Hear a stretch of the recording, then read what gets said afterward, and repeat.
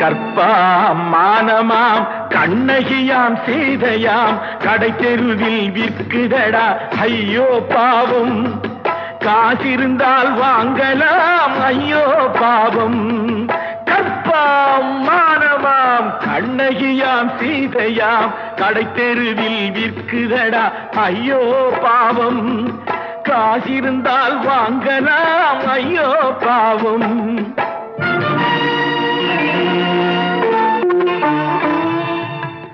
கம்பனுக்கு சொல்லுங்கள் இதை கவிதை எழுதுவார்.